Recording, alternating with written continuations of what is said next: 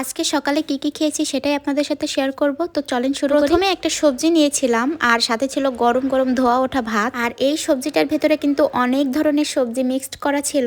এই যেমন ধরেন মূলা, সিম, লাউ, পেঁপে, পুঁই শাক, বেগুন। আর এটার ভেতরে কিন্তু ডাল দিয়ে রান্না করা হয়েছিল, আর সেটা ছিল হচ্ছে মসুরের ডাল। খেতে বেশ ভালো ছিল। তারপরে নিয়েছিলাম মাংস, আর যেটা ছিল হচ্ছে গরুর মাংস। গরুর মাংস অথবা ছাগলের মাংস থাকলে খাওয়ার সময় আমার কোনো কমপ্লেইনই থাকে না। মানে এই দুইটা আমার অনেক পছন্দ অন্যান্য মাংসের থেকে। তবে খাবারের ভেতরে যদি এইরকম মশলা পাওয়া যায় আমার যে কতটা বিরক্ত লাগে সেটা আমি ভাষায় প্রকাশ করতে পারবো না। যাই হোক, লাস্টে নিয়ে নিয়েছিলাম ডাল, আর এটা ছিল হচ্ছে মসুর ডাল। আর এই ডালটাও বেশ মজা ছিল। আর মাংসের সাথে ডাল কম্বিনেশন দুইটা কিন্তু খুবই ভালো লাগে। এই দুইটা খাবার হলে আমার আব্বুর কথা মনে হয়, কারণ আমার আব্বুর হচ্ছে মাংস রান্না করলে ডাল না হলে একেবারেই চলে না। সেই সময় তাকে ডাল রান্না করে দিতেই হবে, অন্য সময় রান্না করুক বা না করুক। আমারও কিন্তু বেশ ভালো লাগে খেতে। আলহামদুলিল্লাহ, এগুলোই ছিল আমার আজকে সকালের খাবার।